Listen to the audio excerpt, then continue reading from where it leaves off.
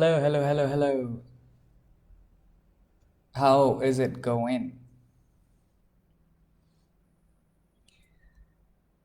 Okay, अब हम फिर से एक बार फेसबुक पे लाइव हो चुके हैं। लेट अस सी अब ज़्यादा बढ़िया है या पहले ज़्यादा बढ़िया था।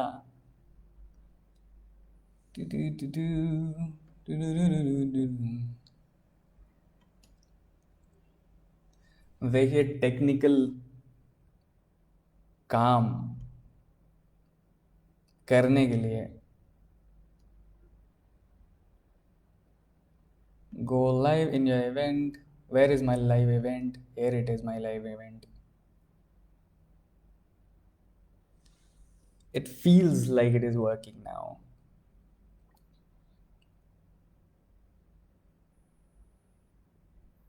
Yes, yes. Now it is confirmed, it is working fine. तो बहुत बहुत स्वागत है आपका फिर से हमारे साथ। और आज का शीर्षक आपको पहले से पता है कि आज क्या करने वाले हैं हम। और जो भी क्वेश्चंस हैं आपके उसके जवाब देते हैं हम। और बहुत सारे क्वेश्चंस आए। I am really overwhelmed to know कि कौन कौन से क्वेश्चंस आए हैं और कितना आप लोग सपोर्ट कर रहे हैं, या फिर not just supporting but rather कौन कौन से क्वेश्चंस आप पूछ सकते हैं if the title's been given. और विद दैट सेड, मेरे ख्याल से इट इज़ बेटर कि और लोग ज्वाइन कर लेते हैं। और as soon as more people join, हम इस चीज़ को आगे बढ़ाते हैं। ठीक है, तो अभी let me do a very quick audio check. मेरी स्ट्रीम थोड़ी सी पीछे चल रही है। With that said, yes, मेरे ख्याल से it is better. बढ़िया।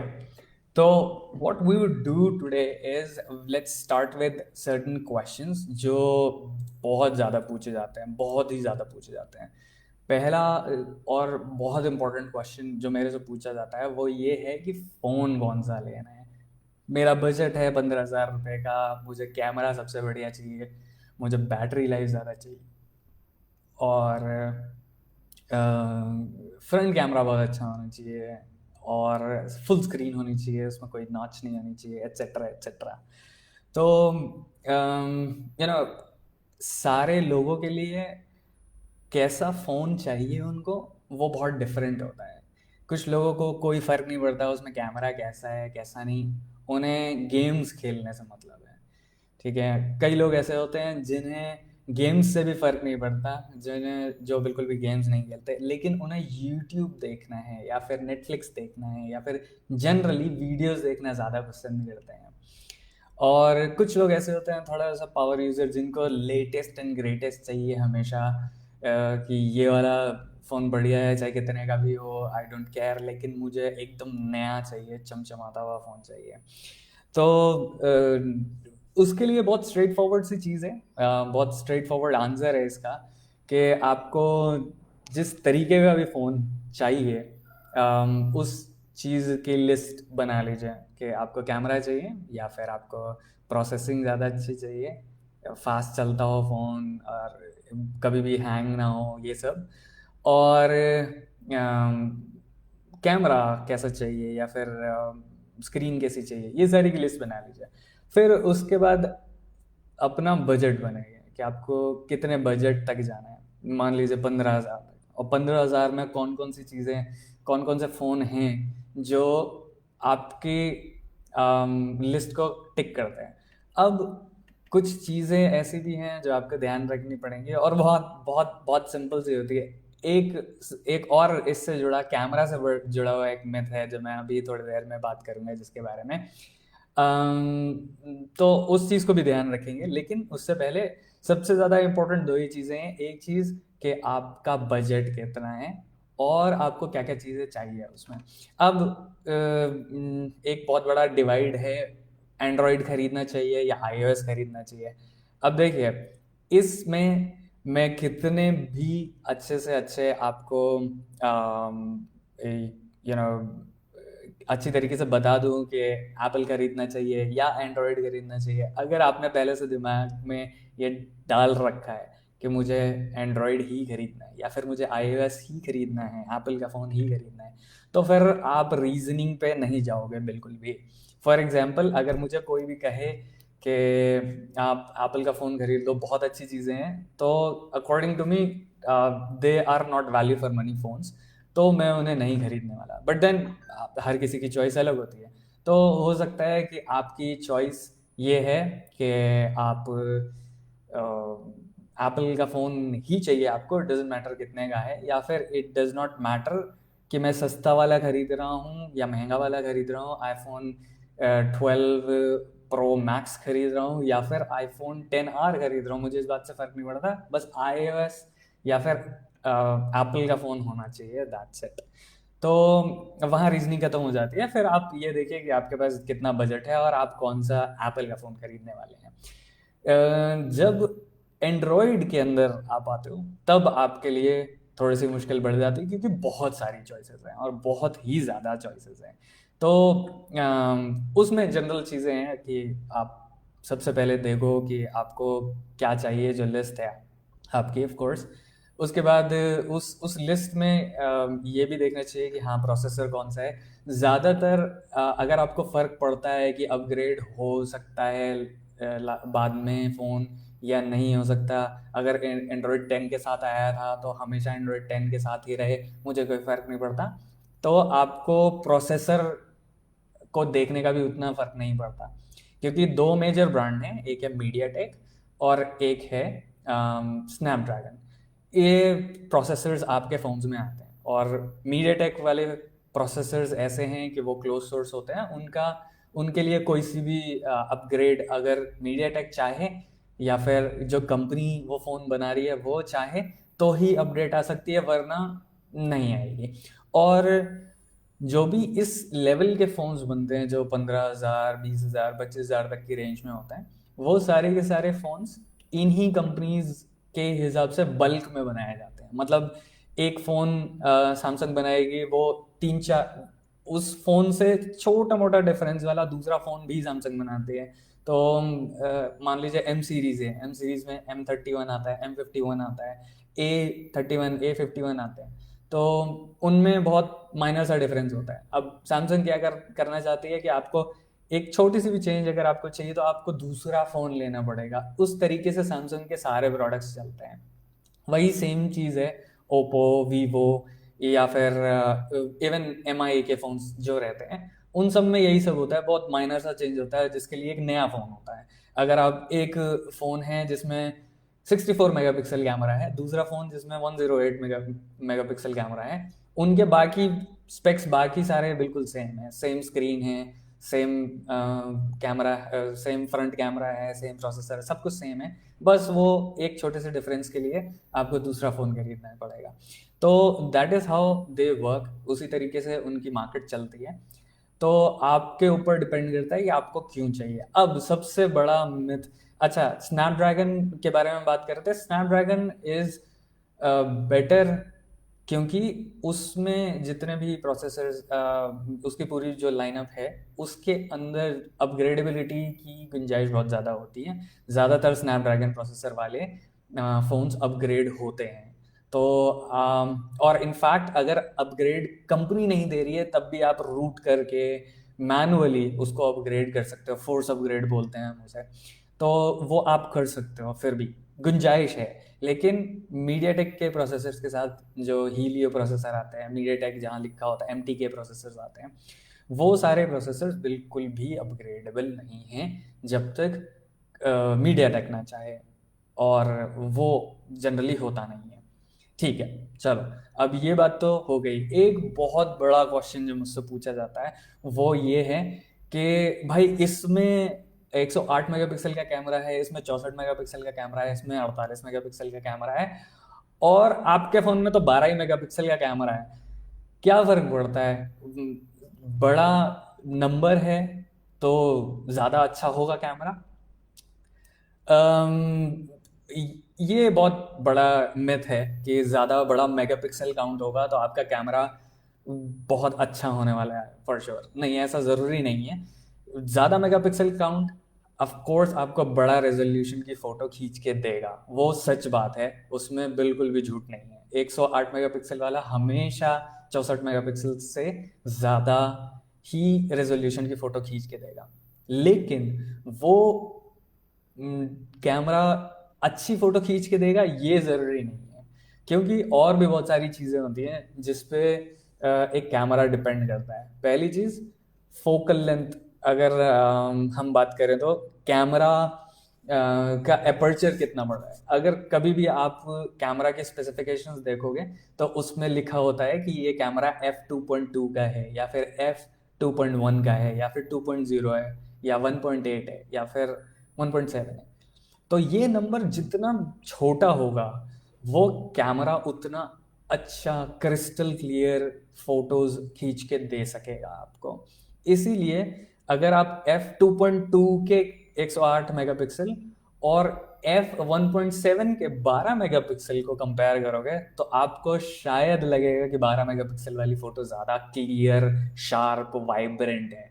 और उसके पीछे यही रीज़न है कि 108 मेगापिक्सल का बड़ी फोटो तो खींच के दे रहा है, लेकिन उतनी क्लियर फोटो वो नहीं खींच पा रहा है क्योंकि उसका एपर्चर साइज उतना बढ़िया नहीं है, राइट। उसके बाद फिर डिपेंड करता है कि आप कौन सा सेंसर यूज कर रहे हो। अब सेंसर जो होता है उन सेंसर्स के साथ और बहुत सारी चीजें जुड़ी होती हैं, मतलब नाइट मोड कितना अच्छा खींच सकता है, या फिर लो लाइट परफॉर्मेंस उसकी कितनी अच्छी है, ये डिपेंड करता है फिर कैमरा के ऊपर।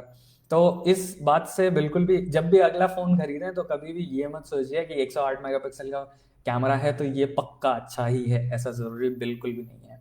और जितना सस्ता फ़ोन होगा और उसमें अगर उतना ही बड़ा कैमरा लगा होगा तो ये जान लीजिए आपके बड़े कैमरा को चलाने के लिए जो प्रोसेसर उसमें लगा है वो छोटा ही है। तो अगर आप कितनी भी बड़ी फोटो खींचो, वो 108 मेगापिक्सल से फोटो खींचोगे तो थोड़ा वक्त लगेगा, 5 सेकंड लगेंगे उस फोटो को खींचने में।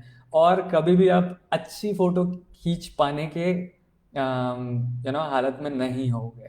तो अगर आप हाई एंड फोन ले रहे हो तो उसके अंदर अगर बड़े मेगापिक्सल काउंट वाले कैमराज हैं तो बहुत अच्छी बात है, खरीद सकते हो। अगर आप 50,000 का, 60,000 का, 70,000 का, 1 लाख रुपए का फ़ोन खरीद रहे हो और उसमें 108 मेगापिक्सल है तो बहुत अच्छी बात है, खरीदिए। लेकिन अगर आप 15,000, 20,000, 25,000, 35,000 तक का फ़ोन खरीद रहे हो तो उसके अंदर अगर 16 मेगापिक्सल का कैमरा है, 12 मेगापिक्सल का कैमरा है, 13 मेगापिक्सल का कैमरा है, या फिर इवन 48 मेगापिक्सल का कैमरा है तो आप उसे ले लो, कोई दिक्कत नहीं है। उससे ऊपर मत जाओ क्योंकि वो पक्का आपको प्रॉब्लम क्रिएट करने वाला है। और 108 मेगापिक्सल वाला जनरली बाय डिफॉल्ट ऑन में नहीं होता। आप जब खींच रहे होगे तो वो 12 मेगापिक्सल वाला कैमरा ही खींच रहा होगा, लेकिन जब आप स्पेसिफिकली उसे बताओगे कैमरा के अंदर जाके कि 108 वाले से कैम फोटो खींचनी है तभी वो 108 वाले से खींचेगा। तो जनरली आप उस कैमरा को ज़्यादा यूज़ नहीं करते। चलो, अब कैमरा की बात होगी बहुत ज़्यादा, फ़ोन की बात भी होगी बहुत ज़्यादा। अब आते हैं थोड़ी कुछ और टेक्नोलॉजी पे। एक और क्वेश्चन मुझसे आजकल बहुत पूछा जाता है और वो क्वेश्चन ये है कि भाई गाड़ी कैसी चल रही है। अगर बहुत सारे लोगों को पता नहीं होगा, मेरे पास एक इलेक्ट्रिक व्हीकल है जिसका नाम है रिवोल्ट RV400। और वो प्रीमियम वर्जन मैंने खरीदा है तो फिर उसके अंदर सारे बेल्स एंड विसल्स हैं, मतलब सबसे ज़्यादा कुछ फीचर्स मिल सकते थे तो उसी वाली बाइक में मिल सकते थे। और मैं बहुत होपफुल हूँ इंडिया के इलेक्ट्रिक फ्यूचर को लेके, बहुत ज़्यादा होपफुल हूँ। और मुझे लगता है कि शायद ज़रूर बहुत ही इम्पोर्टेंट टाइम होने वाला है ये, जब आप अपना कंट्रीब्यूशन कर सकते हो इसके अंदर। तो at the end of the day अगर आपको उस पर जाना है, अगर इलेक्ट्रिक व्हीकल कोई भी खरीदना है तो आपको हमेशा ये ध्यान रखना चाहिए कि आप कहाँ अम, कहाँ जा रहे हो, कितने दूर जा रहे हो, कि क्या आपका यू नो क्या रेंज है। और आपको रेंज मुझसे ये बहुत पूछा जाता है कि भाई रेंज एग्जाइटी नहीं होती, दूर चले जाते हो, ये है वो है, इस टाइप के क्वेश्चन ज़रूर पूछे जाते हैं। तो अब सबसे पहले बात तो अभी ये है कि इलेक्ट्रिक व्हीकल्स को मेन स्ट्रीम बनने में अभी थोड़ा टाइम लगेगा। इंडिया में तो पक्का थोड़ा टाइम लगेगा, क्योंकि आप अपनी पेट्रोल वाली बाइक कार को कभी भी निकाल सकते हो, कितनी भी दूर ले जा सकते हो, क्योंकि आपके पास रिफ्यूलिंग स्टेशंस बने हुए हैं बहुत सारी जगह पर। आप थोड़ी थोड़ी दूर पे 5-5 किलोमीटर 10-10 किलोमीटर के ऊपर आपके पास पेट्रोल पंप्स बने हुए हैं, और आप वहाँ जाते हो, रिफ़िल करवाते हो और चल देते हो।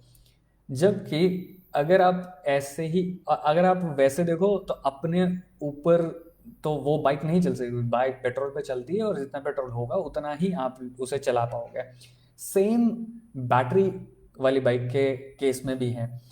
दो चीज़ें बहुत ज़्यादा इम्पोर्टेंट रहेंगी over the period of time आने वाले समय में। वो ये कि आपकी चार्जिंग स्पीड्स कितनी है और आपके बैटरी पैक जो है वो कितना लंबा जा रहा है।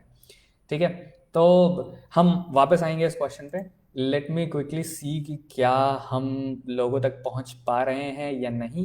ओके, ये तो बहुत छोटी। Okay okay okay,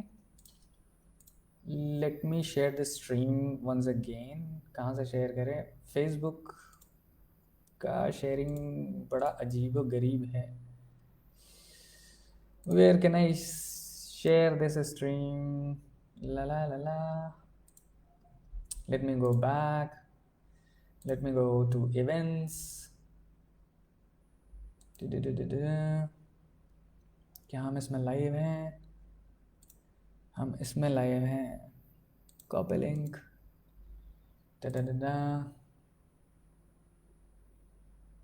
okay, let's go back and share it once again।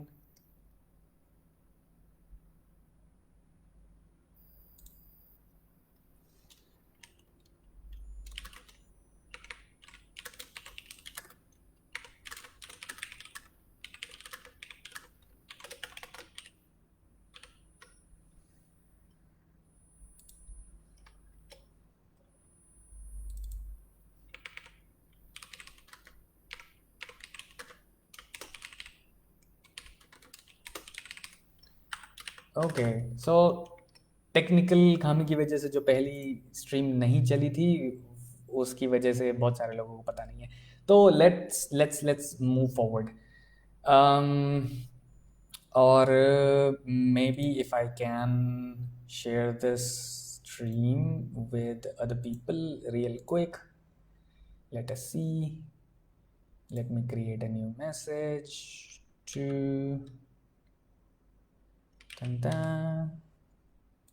not like that. Let's share it with so many people. Yeah, send in messenger. Okay, let's do this.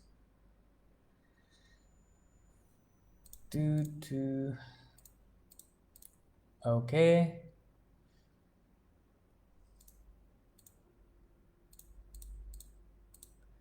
तो जो भी electric vehicles इस समय हैं हमारे पास, वो सारे उनकी बैटरी चार्जिंग कैपेसिटी बहुत ज़्यादा नहीं है, तो वो 3 घंटे में चार्ज होते हैं। बाइक्स की अगर बात करें तो वो 3 घंटे 4 घंटे में चार्ज होते हैं। अगर हम बात करें कार्स की, तो वो घर में अगर आप चार्ज कर रहे हो तो वो कुछ 7 से 8 घंटे में चार्ज हो रहे हैं। तो सेम चीज़ है आपके साथ कि अगर जिस तरीके से आपको पेट्रोल मिलता है हर जगह, उस तरह अगर आपको जगह जगह पे चार्जिंग स्टेशंस भी मिल जाएंगे तो आप उसे 3 घंटे रुक के चार्ज करना पड़ेगा, which is again A problematic situation आप सभी के लिए कि क्या करोगे। 3 घंटे, अगर आप 500 किलोमीटर दूर जाना है आपको, तो आप 3-3 घंटे के कई स्टॉप्स नहीं कर सकते, राइट। तो इसलिए आपको ज़रूरत होगी एक ऐसे व्हीकल के लिए जो ज़्यादा रेंज वाला हो, जो बहुत दूर तक जा सकता हो। तो उस हिसाब से आपके पास जो व्हीकल्स हैं, 2 व्हीलर्स हैं, वो सारे के सारे सिटी कम्यूट वाले हैं। अभी कोई से भी व्हीकल्स अभी ऐसे नहीं हैं जो आपको बहुत लंबी दूरी तय करवा सकें। तो it is very very important कि आप वो बात ध्यान रख के चलो और थोड़ा सा फ्यूचर के लिए होपफुल रहो उस हिसाब से कि अगर आप कोई इलेक्ट्रिक व्हीकल खरीद रहे हो तो ये मान के चलो कि अभी थोड़ा वक्त है उन्हें मेन स्ट्रीम बनने के लिए। ओके, उसके अलावा दूसरी बात ये है कि आप ये भी डिसाइड कर सकते हो कि आपको कितना वेट करके आप खरीदने वाले हो। तो अगर आप आज से 3 साल आगे की बात करो तो आपको बहुत सारे चार्जिंग स्टेशंस मिलने वाले हैं और फास्ट चार्जिंग स्टेशंस मिलने वाले हैं, अच्छी कैपेसिटी की बैटरी वाले व्हीकल्स आने वाले हैं। फॉर एग्जांपल अल्ट्रावायलेट F77 नया यू नो एक नई कंपनी है जो KTM बेस्ड बाइक को मॉडिफाई करके और वो आ रहे हैं, इलेक्ट्रिक व्हीकल लेके आ रहे हैं और उसके अंदर मल्टीपल बैटरी पैक्स हैं। तो छोटे छोटे पैक्स हैं, आप उन्हें निकाल के अलग से चार्ज भी कर सकते हो या फिर रिप्लेस भी कर सकते हो। अच्छा, अब जल्दी कैसे हो सकता है ये सारा काम? अगर सरकार चाहे तो ऐसा कर सकते हैं, कंपनीज चाहें तो ऐसा कर सकते हैं। इलेक्ट्रिक कार्स के मामले में मुझे नहीं लगता कि ये ज़्यादा फीजिबल होगा, लेकिन टू व्हीलर्स के मामले में ये फीजिबल बहुत हो सकता है, क्योंकि आपकी जो बाइक्स हैं या फिर आपके स्कूटीज़ हैं या फिर जो टू व्हीलर इलेक्ट्रिक छोटे टू व्हीलर्स आ रहे हैं, उनके अंदर बैटरी रिप्लेस करने का सिस्टम होता है। तो अगर जैसे रिवोल्ट करता है, रिवोल्ट के चार्जिंग स्टेशन या फिर जो उनके रिवोल्ट स्टेशन उन्होंने नाम दिए हुए हैं, रिवोल्ट हब नाम दिए हुए हैं, अगर रिवोल्ट हब के अंदर आप जाते हो तो आप अपनी डिस्चार्ज बैटरी उन्हें दे के और चार्ज बैटरी ले सकते हो without any cost. As of now without any cost आप उन्हें कर सकते हो रिचार्ज। तो उससे क्या होगा कि आपको वेट नहीं करना पड़ेगा, आप अपनी बैटरी दो और दूसरी बैटरी लो, within 5 minutes you are ready to go for extra 100 kilometres once again. तो ऐसे स्टेशंस अगर 50-50 किलोमीटर की दूरी पे भी बन जाते हैं अगर इन बाइक्स के लिए या फिर टू व्हीलर्स के लिए, तब भी it is a very viable situation और very viable solution to you कि आप उससे बिल्कुल जिस तरीके से आप नॉर्मल किसी और बाइक से जाते हो वहाँ पे भी आपको पेट्रोल की लाइन में लगना पड़ता है, तो आपको 5-10 मिनट तो वहाँ पे भी लगते हैं। और ऐसा भी नहीं है कि आप 1000 किलोमीटर सीधे बाइक चला के जा रहे हो या फिर टू व्हीलर चला के जा रहे हो, आप थोड़ा बीच में पिट स्टॉप लेते ही हो।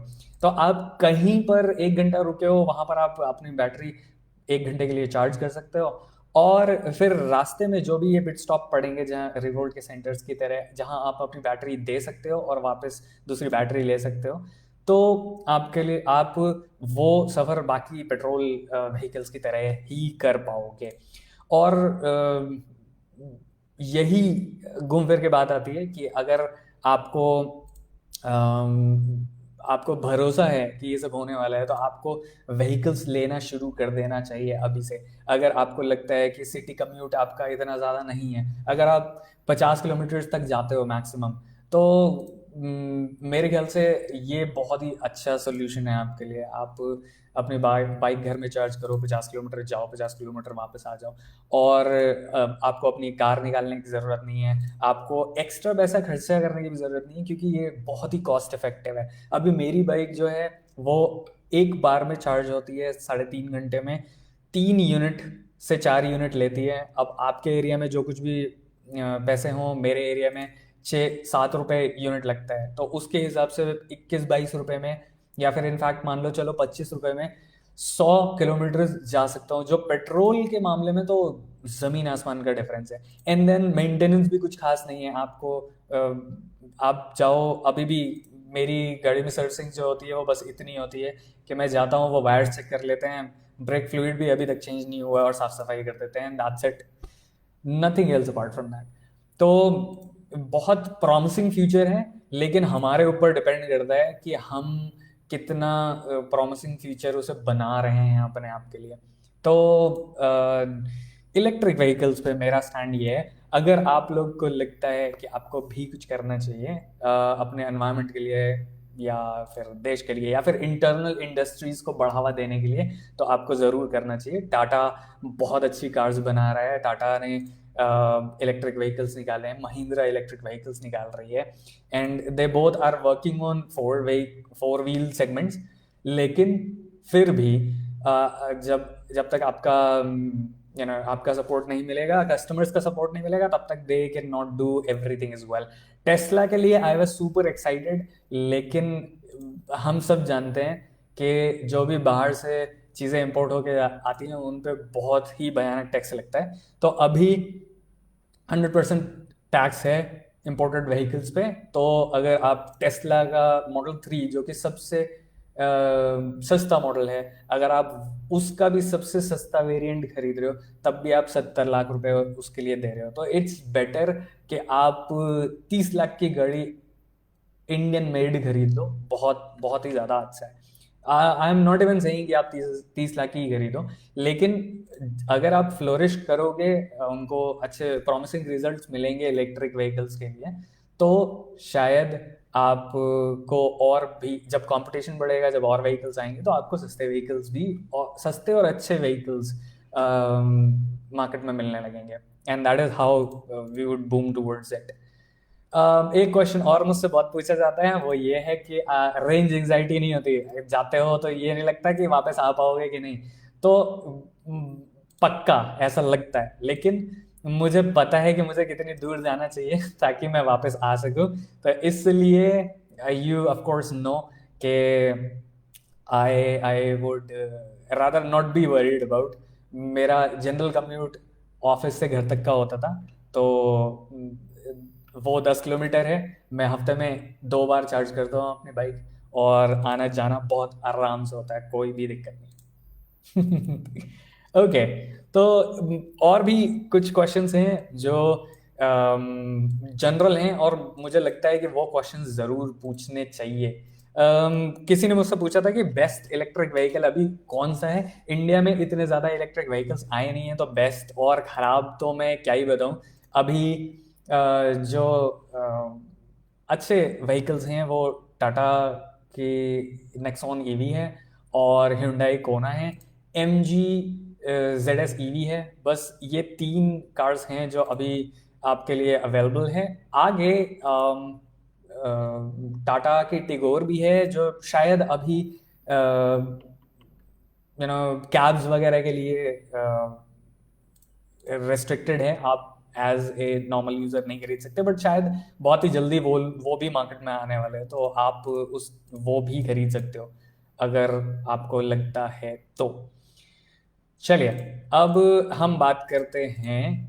तो बेस्ट अगर मेरे से पूछो अभी, तो Hyundai कोना, सॉरी, या ZS ईवी भी बोल सकता हूँ, लेकिन ज़्यादा ज़्यादा कोना इलेक्ट्रिक ही है, जो ज़्यादा प्राइस मतलब वैल्यू फॉर मनी प्रोडक्ट है। और बाइक्स में, टू व्हीलर्स में, आई वुड से 100%, अगर आप बाइक देख रहे हो, कोई स्कूटरेट या स्कूटी नहीं देख रहे हो, तो revolt RV400 is one of the best, one of the best, if not the best, one of the best.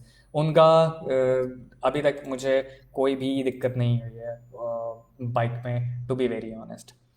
Okay, अब एक क्वेश्चन और पूछा जाता है कि मुझसे अभी पूछा गया था कि मैं अपनी बैटरी को गुड कंडीशन में, गुड हेल्थ में कैसे रखूं।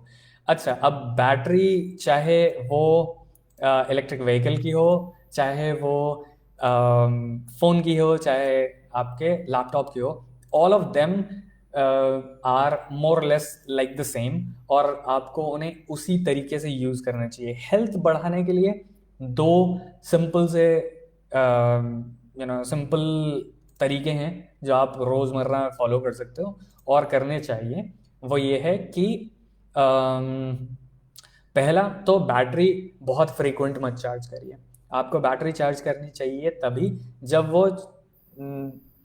80, हद से ज़्यादा ऐसे चार्ज करनी चाहिए, 80 से ऊपर चार्ज करके छोड़ दीजिए। ज़रूरी नहीं 100% चार्ज कर रहे हैं आप उसे। और उसके बाद जब तक वो 15% पे नहीं आए, तब तक दोबारा मत चार्ज करिए। अगर आपको कहीं निकलना है और आपको 100% चाहिए, तो ऑफ कोर्स अलग बात है, लेकिन बैटरी को जितना कम चार्ज करोगे, उतना ही बैटरी की हेल्थ बढ़ती है। और वो इसलिए क्योंकि हर बैटरी की एक चार्ज साइकिल की लिमिट होती है। कुछ की 15,000 होती है, किसी की 50,000 होती है, किसी की 1 लाख होती है, किसी की 50 लाख होती है। ठीक है, मेरे ख्याल से 50 लाख तो किसी की भी नहीं होती, लेकिन इतनी ज़्यादा कैपेसिटी चार्ज साइकिल की होती है। अब चार्ज साइकिल आप जितनी जल्दी जल्दी ख़त्म कर दोगे, मतलब अगर आपका थोड़ा सा भी फ़ोन 80% से नीचे पहुंचा, आपने फिर लगा दिया, तो आपने एक चार्ज साइकिल उसकी कम कर दी। तो ऐसे ही अगर आप चार्ज साइकिल कम करते जाओगे तो ऑफकोर्स आपकी बैटरी पे इम्पैक्ट ज़रूर पड़ेगा। दूसरा, बहुत ज़्यादा ठंडे या फिर बहुत ज़्यादा गर्म इलाकों में अगर आप रहते हो, या फिर आपका फ़ोन बहुत ज़्यादा ठंडे में या बहुत ज़्यादा गर्मी में पड़ा रहता है, तो भी दिक्कत होती है। तब भी आपके पास आपकी बैटरी पे, लॉन्जेविटी पे ज़रूर फ़र्क पड़ता है। तो ट्राई के आप उसे बचा के रखें, और उस तरीके से अपनी बैटरी ख़राब ना करें। और दूसरा, कि जनरल पर्पस बहुत हैवी यूजेज अगर आप करते हैं, मतलब आप ज़बरदस्ती अपने लैपटॉप को या फिर फ़ोन को क्रैंक अप करके रखते हो, तो भी ऑब्वियसली अगर आप यूजेज आपकी बहुत ही ज़्यादा है तो ऑफ कोर्स आपकी बैटरी ज़्यादा कंजम्पशन भी ज़्यादा होगा, और ऑफ कोर्स आप उसको ज़्यादा चार्ज करना भी पड़ेगा। बट मंत्रा मेन यही है कि आप उसे तभी चार्ज करिए जब वो 15% के आसपास हो जाए, एंड देन उसे 100%, एकदम 100% चार्ज मत करिए, थोड़ा कम कम चार्ज करके, और उसके बाद अनप्लग्ड, जब एक बार फुल हो जाए तो अनप्लग्ड यूज़ करिए। बहुत सारे लोग लैपटॉप जो है वो लैपटॉप चार्जर के साथ लगाए रखते हैं, इवन बैटरी जब उनकी चार्ज हो जाती है 100% उसके बावजूद भी। तो वो काम मत करिए। जितना आप बैटरी पे चलाओगे, बैटरी को भी रिलीज़ होने का टाइम मिलेगा, और बैटरी उतना ही ठीक रहेगी। चलिए, ये भी बात हुई। और और क्या, अच्छा, वायरस और एंटीवायरस, इसके बारे में मेरे से बहुत ज़्यादा क्वेश्चन पूछे जाते हैं, और बहुत ज़्यादा पूछा जाता है कि भाई कौन सा एंटीवायरस यूज़ करना चाहिए। तो जवाब है कोई सा नहीं। बहुत बहुत सिंपल जवाब है, कोई सा नहीं। आप थोड़े माइंडफुल बन जाओ कि आप किन लिंक पर क्लिक कर रहे हो, कहाँ क्लिक कर रहे हो, या फिर लालच में कोई लिंक तो नहीं खोल रहे, कोई सऊदी अरब वाला रिश्तेदार अचानक से पैदा हो के आपको 50,000 दिनार देने वाला है, ऐसा कोई भी नहीं होता। इस टाइप की ईमेल्स से, मैसेजेस से, इनसे थोड़ा दूर रहिए। कोई से भी टाइप के फ्री में कुछ भी अगर आपको दे रहा हो, तो उन सब चीज़ों से दूर रहिए। तो मोस्ट लाइकली आप ऐसी चीज़ों पे क्लिक ही नहीं करेंगे जिससे वायरस आ सकता है, राइट? तो बेटर है कि आप मत करो उन सब चीज़ों को क्लिक करने को, ठीक है? उन सब चीज़ों को क्लिक मत करो। और उसके बाद what do you suggest is, और मैं क्या सजेस्ट कर सकता हूँ? हाँ, जो आपके, अगर आप विंडोज़ लैपटॉप्स यूज़ करते हो या फिर डेस्कटॉप्स यूज़ करते हो, उनके अंदर बिल्ट इन विंडोज सिक्योरिटी आती है। पहले उसका नाम माइक्रोसॉफ्ट डिफेंडर हुआ करता था, अब उसका नाम कुछ बदल के चेंज कर दिया है। लेट मी सी क्या नाम है, अब उसका नाम विंडोज सिक्योरिटी कर दिया है। तो विंडोज सिक्योरिटी अपने आप में एक एंटीवायरस है, और आप उस एंटीवायरस को यूज़ कर सकते हो। और यूज़ क्या कर सकते हो, वो अपने आप बैकएंड में काम करता रहता है, आपको बिल्कुल भी देखने की ज़रूरत ही नहीं है कि वो क्या कर रहा है, या फिर कुछ आपको एक्स्ट्रा एफर्ट लेने की ज़रूरत नहीं है, वो अपने आप सारे काम कर लेगा। दूसरी चीज़, अगर आप एंड्रॉयड पे हो तो आपको एंटीवायरस की बिल्कुल ज़रूरत नहीं है। कोई भी मेजर वायरस ऐसे नहीं है जो विंडोज़ जितना इफेक्ट कर सकते हैं आपके फ़ोन को। जब भी ऐसे कोई वायरस रिलीज़ होते हैं तो इंडिया में बाद में आते हैं वायरसेस, क्योंकि वेस्टर्न लोगों के पास पैसा ज़्यादा है, वो लोग ऑनलाइन अपने डिटेल ज़्यादा रखते हैं, तो उनको ज़्यादा दिक्कत रहती है। इंडिया में उतना ज़्यादा हम करते नहीं कुछ, तो उतनी ज़्यादा दिक्कत है भी नहीं। लेकिन एंड्रॉयड पे भी वायरसेस बनाना और उन्हें फ्लोट कर पाना उतना आसान नहीं है। तो आप हमेशा जब भी कोई एप्लीकेशन इंस्टॉल कर रहे हो, तो हमेशा ध्यान रखो उसका साइज़ कितना है, और वो एप्लीकेशन क्या है। अगर आप गूगल प्ले से इंस्टॉल कर रहे हो, वो सबसे सेफ है। अगर आप गूगल प्ले से इंस्टॉल कर रहे हो तो बहुत बहुत पोटेंशियल है कि आपके पास फालतू की चीज़ वैसे ही नहीं आने वाली, कोई वायरस वैसे ही नहीं आने वाला। अगर आप कहीं थर्ड पार्टी किसी ने आपको आपको लिंक भेजा है और वहाँ से इंस्टॉल कर रहे हो तो ज़रूर दिक्कत हो सकती है। तो इसलिए कोशिश करो, आप ध्यान रखो कि आप क्या कर रहे हो। फिर अगर आप मैक सिस्टम या फिर मैक लैपटॉप्स यूज़ करते हो तो फिर कहने ही है। फिर उसमें उसके लिए भी कोई वायरस नहीं बना हुआ है, तो आपको कोई दिक्कत नहीं होने वाली। और अगर आप लाइनक्स यूज़ करते हो तो आप ऑलरेडी पावर यूज़र हो, आपको किसी भी तरह की एंटीवायरस की ज़रूरत नहीं है। हालांकि लाइनक्स पे भी वायरस बहुत ही नाम मात्र हैं, लेकिन जो हैं वो थोड़े डेडली हैं। तो जो लोग लिनक्स यूज़ करते हैं उनको बहुत हद तक अंदाज़ा होता है ऑलरेडी। अगर आपको अंदाज़ा नहीं है तो फील फ्री कभी भी मुझे मैसेज कर सकते हैं, या फिर लेट मी नो कमेंट्स में। ये वीडियो देखने के बाद अगर आप लाइव नहीं भी हो, आप बाद में इस वीडियो को देख रहे हो, तो भी आप मेरा वहाँ पर कमेंट कर सकते हो या फिर मुझे प्राइवेट मैसेज कर सकते हो पूछने के लिए। ओके, सेल्फ प्रमोशन बहुत हो गया, let's move on to something else. अच्छा, बहुत सारे लोग मुझसे ये भी पूछते हैं कि पब्लिक वाईफाई में क्या दिक्कत है, फ्री का मिल रहा है, क्या दिक्कत है, यूज़ करना चाहिए कि नहीं करना चाहिए। तो मैं बोलता हूँ अगेन वही वाली बात है, अगर आप माइंडफुल हो कि आप क्या कर रहे हो तो पब्लिक वाईफाई में भी कोई दिक्कत नहीं है। हालांकि वो इतना स्लो चलता है कि आपके के कोई काम तो होगा नहीं। हाँ, हद से हद व्हाट्सएप मैसेज अगर करने हैं तो वो हो जाएंगे, थोड़ा इतना छोटा मोटा काम हो जाएगा। और इनफैक्ट आजकल इंडिया में इंटरनेट इतना सस्ता हो गया है, या फिर ये कहिए कि इजीली एक्सेसिबल हो गया है, कि आपके रेगुलर रिचार्ज के साथ इंटरनेट ऑलरेडी मिलता है, तो आपको पब्लिक वाईफाई से कनेक्ट करने का वैसे भी इतना ज़्यादा ज़रूरत नहीं पड़ेगी। एक और क्वेश्चन बहुत पूछा जाता है मुझसे, वो है इजेक्ट, हम यूएसबी ड्राइव्स को इजेक्ट करें या ना करें, और नहीं करें तो क्या होगा। ये बहुत बहुत ही अजीब तरीके का क्वेश्चन है, जो पहले बहुत रेलेवेंस रखता था, अब उतना ज़्यादा नहीं रखता। पहले हम हार्ड ड्राइव्स यूज़ करा करते थे तो उनमें थोड़ी दिक्कत होती थी कि आप अगर ऐसा चलते चलते में निकाल लोगे तो दिक्कत हो सकती है। लेकिन अब माइक्रोसॉफ्ट ने वाकई अपने आप को इतना सही कर लिया है, और इनफैक्ट माइक्रोसॉफ्ट ने खुद बोला है कि ऐसा कोई ज़रूरी नहीं है, आप चलते चलते में अभी खींच लोगे तो कोई दिक्कत नहीं है। रीज़न क्या था कि अगर आप पहले इसे निकाल लेते ऐसे ही, तो क्या होता है, हमेशा रीड राइट होता रहता है। जब भी आपकी डिस्क कनेक्टेड है तब कुछ ना कुछ डेटा आपके पीसी पे आ रहा है, और कुछ ना कुछ डेटा पीसी से वापस ड्राइव में जा रहा है। और अगर आपको दिख नहीं रहा है, अगर कुछ आप एक्टिवली कॉपी नहीं कर रहे हो, तब भी वो थोड़ा बहुत डेटा इधर उधर होता रहता है, ताकि कैशे मेंटेन हो। और कैशे क्या होता है, एक टेम्परेरी लोकेशन होती है जहाँ पे आपके एक्चुअल डेटा का एड्रेस वगैरह स्टोर होता रहता है। तो उससे क्या होगा कि आप जब भी कॉपी करोगे, एक्चुअली कॉपी करने वाले हो, तब वो जल्दी स्पीड से हो जाएगा, उतना स्लो नहीं होगा, देर नहीं लगेगी। तो कैशे वाला रीड राइट हमेशा चलता रहता है, और अगर उसके बीच में आप निकाल दोगे तो वो कैशे करप्ट हो जाएगी, और शायद आपकी ड्राइव भी करप्ट हो सकती है। तो इसीलिए इजेक्ट वाला फीचर बनाया गया था। लेकिन अब विंडोज़ या फिर बाकी ऑपरेटिंग सिस्टम्स उन सब ने ऐसे फेल सेफ ऑप्शंस डाल लिए हैं अपने अंदर कि आपको इजेक्ट करने की कुछ खास ज़रूरत नहीं है।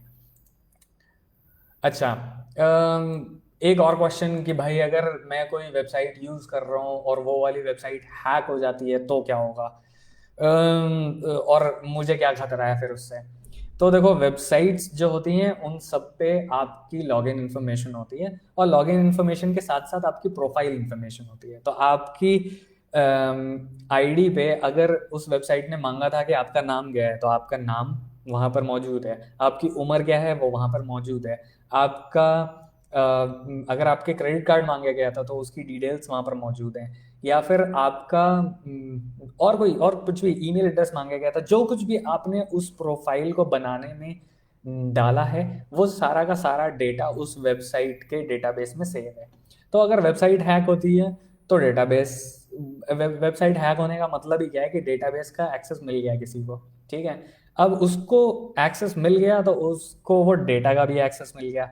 बहुत सारी वेबसाइट जनरली ऐसा होता है कि जो डेटा स्टोर होता है वो किसी तरह के इंक्रिप्शन के साथ स्टोर होता है। ऐसा नहीं है कि बिल्कुल प्लेन आपका नाम दिख रहा है, प्लेन आपका पासवर्ड दिख रहा है, सब कुछ प्लेन दिख रहा है, ऐसा नहीं होता। वो इनक्रिप्टेड होता है, लेकिन इनक्रिप्शन भी कुछ हद तक होता है। अगर किसी ने हैक कर लिया है, इसका मतलब ये है कि मोस्ट लाइकली उन्होंने इनक्रिप्शन भी तोड़ लिया है, तो वो आपके डेटा तक पहुंच चुके हैं। तो कोशिश ये करा करिए जहां पर ज़रूरत नहीं है, और जिन जिन भी वेबसाइट्स पर आपको बहुत ज़्यादा भरोसा नहीं है, वहां पर आप कम से कम रिक्वायरमेंट, जो कम से कम इंफॉर्मेशन है उतनी कम से कम दो। जो आपकी प्रोफाइल है वो इतनी ज़्यादा इलेबोरेट मत बनाओ कि आप तक पहुंचना मुमकिन हो। अब एक बड़ा क्वेश्चन ये भी आता है, बहुत सारे लोग अभी पिछले दिनों व्हाट्सएप ने जो एक अनाउंसमेंट किया था कि वो अपना सारा डेटा फेसबुक के साथ शेयर किया था करेगा, और उसकी वजह से सिग्नल और टेलीग्राम पर बहुत सारे लोग मूव हो गए व्हाट्सएप छोड़ के। तो वहां पर भी एक क्वेश्चन मुझसे बहुत पूछा गया कि क्या हमें भी वहां चले जाना चाहिए, क्या मुझे अपनी प्राइवेसी, जो ऑनलाइन प्राइवेसी है उसको बहुत बना के रखना चाहिए। तो आंसर है हाँ, आपको बहुत ही फर्क पड़ना चाहिए कि आप क्या चीज़ लोगों से शेयर कर रहे हो और कितना शेयर कर रहे हो, क्योंकि end of the day what matters most is आपका जो, फॉर एग्जांपल आप कहीं भी जाते हो, आप चेक इन कर रहे हो, आप किसी टूर पे गए हो, मान लो किसी ट्रिप पे गए हो, और आप चेक, मतलब आप जगह जगह जगह जगह आप वो करते जा रहे हो, लोकेशन अपनी शेयर करते जा रहे हो, चेक इन करते जा रहे हो, तो लोगों को पता लगता रहता है कि आप कहाँ कहाँ कहाँ कहाँ होके जा रहे हो। या फिर आप रेगुलरली अपनी दिनचर्या लोगों के साथ शेयर करते हो, तो लोगों को पता लगता है, और कोई ना कोई आपके आसपास का या फिर दूर का उसका फ़ायदा उठा सकता है। तो आपको बहुत ही माइंडफुल रहना चाहिए चीज़ों को शेयर करते हुए कि आप क्या ऑनलाइन शेयर कर रहे हो और कितना शेयर कर रहे हो। अगर वो आप माइंडफुल तरीके से कर रहे हो तो ज़्यादा कुछ फ़र्क नहीं पड़ता, पर हाँ, सेम यही वाली हैकिंग वाली सिचुएशन आती है, या फिर कोई कंपनी आपका डेटा शेयर करती है, तो उस सिचुएशन में जो भी इंफॉर्मेशन आपकी है वो आपकी प्रॉपर्टी नहीं बल्कि उनकी प्रॉपर्टी है, क्योंकि आपने एक्सेप्ट किया है टर्म्स एंड कंडीशंस कि हाँ इनको हम अपना डेटा दे रहे हैं। और अगेन बात घूम फिर के वहीं आती है कि क्या आपकी प्राइवेसी वाकई प्राइवेसी है। तो जो कुछ भी सर्विसेज आप फ्री यूज़ कर रहे हो उसके लिए प्रोडक्ट आप हो, तो आपका डेटा ही असली प्रोडक्ट है। आप अपने डेटा के बदले में वो फ्री सर्विस यूज़ कर रहे हो। वो सर्विस फ्री नहीं है एक्चुअली, आप अपना डेटा दे रहे हो और वो सर्विस दे रहे हैं आपको। तो ये एक्सचेंज जो है वही आपकी प्राइवेसी को ताक पे रखता है। तो अगर आपको ये चाहिए, अगर आपको ये लगता है कि अपनी प्राइवेसी बचानी चाहिए, तो यहाँ पर थोड़ा शेयरिंग अपने हिसाब से करिए, जितना भी आपको सही लगता है, जितना नहीं लगता। ओके, अब एक बड़ा क्वेश्चन जो मुझसे पूछा गया था और जिसका आंसर सोचने में मुझे भी बड़ा टाइम लगा, और वो है टाइम ट्रैवल। और मुझसे पूछा गया था कि क्या टाइम टाइम ट्रैवल हमने कर लिया है, क्या हम लोग टाइम ट्रैवल, कोई ऐसी टाइम ट्रैवलिंग मशीन बन चुकी है, something something something like that. तो क्वेश्चन का जवाब है हाँ, हम टाइम ट्रैवल कर सकते हैं, और हम टाइम ट्रैवल कर रहे हैं, करते आ रहे हैं सदियों से, और आगे भी करते रहेंगे। कैसे, वो मैं बताऊंगा अगली बार। तो अगर आज कुछ भी समझ आया हो या नहीं आया हो तो लेट मी नो। शुरुआत में जो technical you know technical stream में टेक्निकल ग्लिच हुई थी, उसके लिए माफ़ी, क्योंकि मैं फेसबुक पे आज तक कभी लाइव नहीं गया था, तो आई डिडंट इवन नो कि कैसे करते हैं। Next time I would be very curious, mindful about all of this, और प्रोबेबली अगली स्ट्रीम ज़्यादा बेहतर होने वाली है, ज़्यादा फन होने वाला है। अगली बार हम क्वेश्चंस लाइव पूछेंगे और लाइव जवाब देंगे, तो मज़े करेंगे बहुत सारे, और कोशिश करेंगे कि एक ऐसा टाइम बनाया जाए जिस टाइम पे सारे लोग अवेलेबल हों, और हम what else I think that's pretty much it. मज़े करने वाले हैं बहुत सारे। आप को मैं मिलता हूँ अगले लाइव स्ट्रीम में, और तब तक आइडियाज़ दीजिए कि हम क्या क्या और डिस्कस कर सकते हैं। अभी बहुत कुछ है जो डिस्कस करा जाएगा। हम एक एक चीज़ ले सकते हैं जो हमने आज डिस्कस करी है, और एक एक चीज़ों पर इलाबोरेट कर सकते हैं। तो मिलते हैं फिर से, तब तक के लिए शुभ रात्रि, शब्बा खैर, और मज़े करते रहिए। वर्क फ्रॉम होम कर रहे हैं या फिर ऑफिस जा रहे हैं, दोनों केस में सावधान रहिए, सतर्क रहिए। और जितना घर पर रहेंगे उतना ज़्यादा अच्छा है। बाहर वैक्सीनेशन आ चुकी है, लेकिन वैक्सीनेशन के रिजल्ट्स अभी देखना बहुत बाकी है, इसलिए बी वेरी माइंडफुल। और तब तक के लिए tata bye bye, have a very good time. जय हिंद, जय भारत।